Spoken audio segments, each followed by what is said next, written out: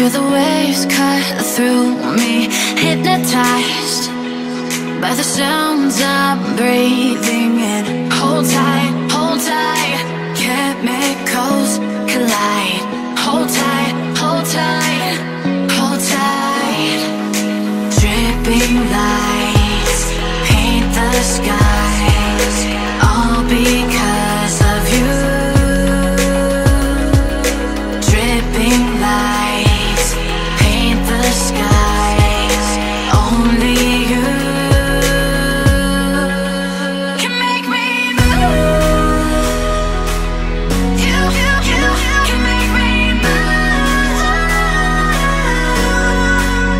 Can make me move. You can make me move.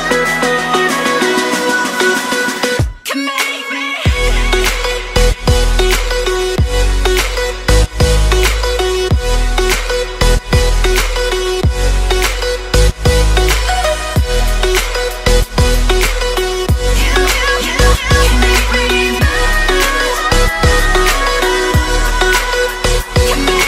So alive, make it last forever. Stop in time, yeah, I'm surrendering.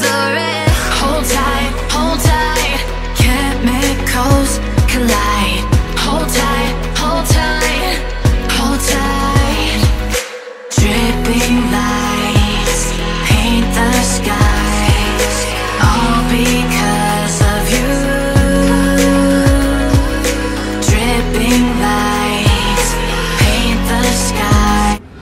And good morning everyone, again this is Kat, and for today's vlog, another good tour here at MOA area. And this one is Shell Residences. Let's go here. Ayan. Good morning, good morning, good morning.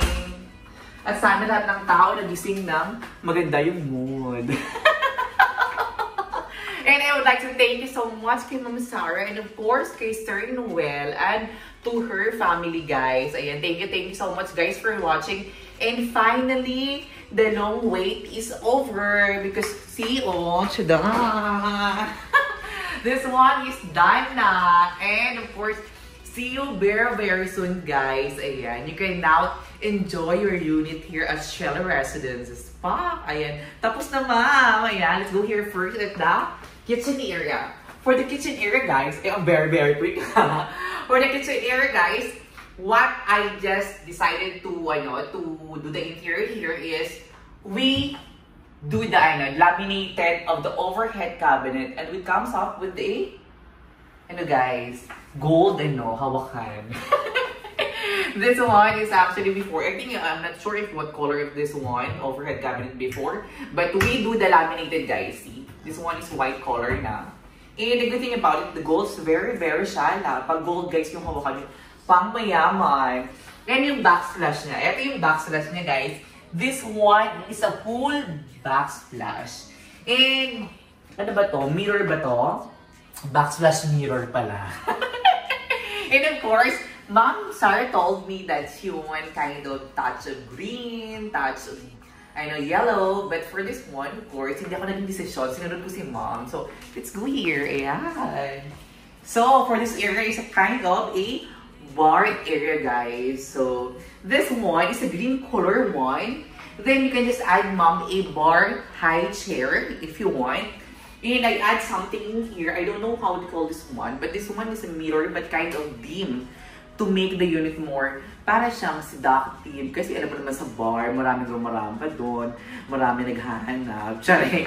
So, ito yung tema for the bar area, guys. So, it has a pin light, and of course, don't forget, we customize the overhead cabinet. Although I have a off-shoulder, guys, so hindi masyadong Disney Prince na makaturo ng very light. Ayan!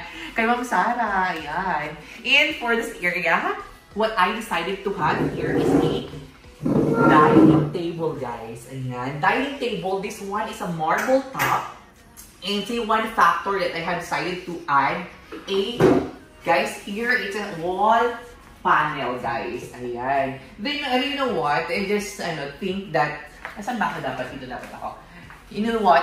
I'm thinking that maybe the unit owner can add here their family pictures. Ayan, napaka-sweet. Magdala kayo ma'am ng family pictures here. Ayan, nilagay kayo. Or else you can add a, ano yun, yung, ano nga yun, yung kay Papa Jesus na nalagan sila. Yung Last Supper. Kasi Pilipino tayo, di ba? Pag dining area talaga, you can just add Last Supper in here. But don't forget, dapat isabay natin si Judas to complete the Last Supper. You can just add something in here, guys. Ayan. So, ayan. Ang lawak nito. I'm not sure if how big this one, but mom, just comment down below if how big this one. But normally, I'm not sure if this one is 30 square meter or more than that. Because Shell Residences is very good. Kasi the owner of Shell Residences must be lucky. Kasi this one is not really expensive than the project now of SNBC. But the thing is, hindi tinipiling unit. It's a big cut of 1 bedroom. And see, I have here the drop ceiling. Medyo ang disimpressive pa ano. Ang drop ceiling natin is tricolor, guys. And ang ganda. And I love, of course, I decided to actually remove those nilagay ni Ate Tess. I get Ate Tess, thank you so much Ate Tess. Of course, the collaboration of Ate Tess. So, most of them actually Ate Tess did. Ayan, pinalita ko, I want this kind of chandelier. But of course, Mom told me that she wants something kind of yellow. So this one is a gold and it's a fine light, guys. Ayan, ang ganda na challenge. So kung closer naman, Mrs. Sue, ayan, ang ganda. Ayan, it has crystal and of course, it has a gold. And don't forget, it has a fan light. Kaso tin lang yun yung fan light nyo, so hindi nyo makikita siya, guys. Medyo nakatago siya ng very, very light. And so this is my favorite part in here. This is a sofa. Of course, hindi pagiging mayaman. Isang batay ng pagiging mayaman pag meron ka ng full-size mirror at the back. It's a 3 panels na full-size mirror. And of course, this one, ang ganda ng sofa. It's a 3-seaters na sofa and it has a pull-out for a sofa bed. Yan. Chadan. Oh my gosh, it's very easy to do it. See how big the Shell Residence is? It's very easy to do it kasi dun sa short tree, parang medyo nahirapan ako. But this one, I still have space in here. Chadan. See how big the Shell Residence is? Kaya that's why I love Shell Residences eh. Yeah. Yeah. Oh, it's very easy. Oh my gosh. And this is the home entertainment. What I did here, the home entertainment is, I just add a panel, which is actually, it's a floated kind. Then I add some LED. Then of course, I built in the TV, guys. And this one is provided by only the TV. But aside from that, ako din nag-provide. And it has a drawer in here. So, hindi tayo nawawala dahil sa hindi tayo nawawala sa tema na green. And ang ganda ng pagiging green ito.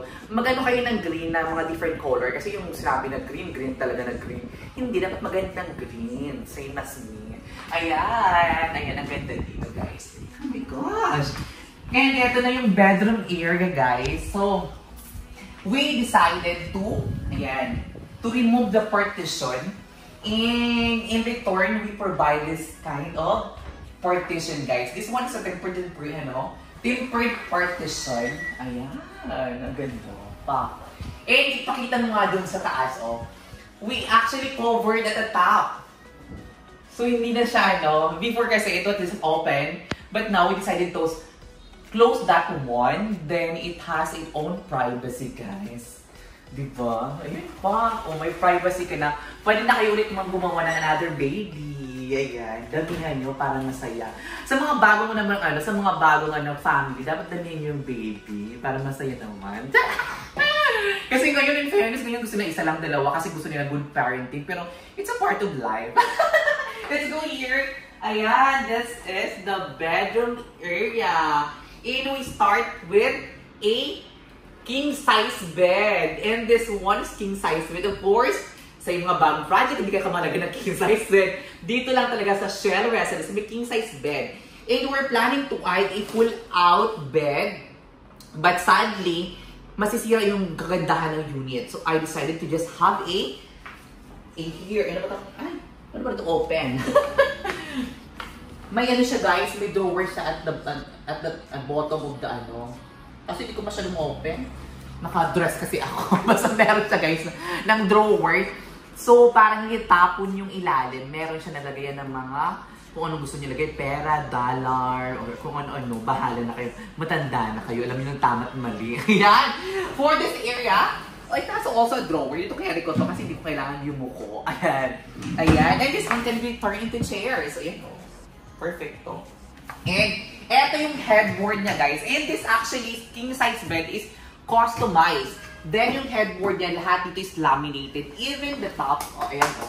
Ang ganda. This one makes the unit more shala-shala. And you know what? One factor that you have to understand when it comes with furnishing or do the interior, you have to complement all those things inside the unit. Kasi kung hindi siya magpa-pattern, para siyang touch the color. Hindi yung maganda yung kakalabasan. See? We decided to have this kind of floated, guys. Ang ganda niya.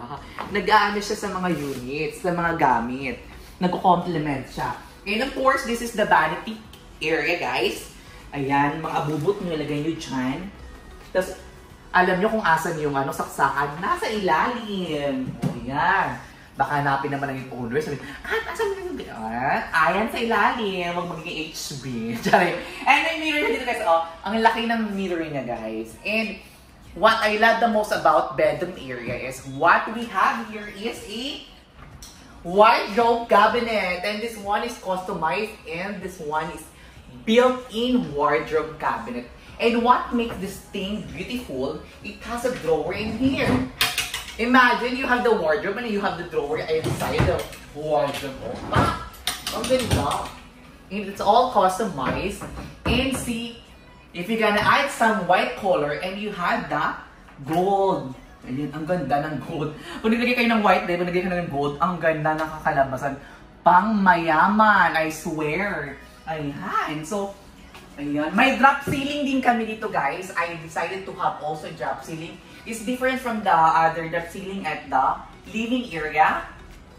Then, see, this one before, ang tambol nito before, yung tubo nito is kitang-kita. But now, we decided to do the cladding. So, wala kayo nakitang chismis, ma'am. Ayan, perfect, ma'am. Pakalagay ko ng cladding. Wala ka makita kundi aircon lang at the top.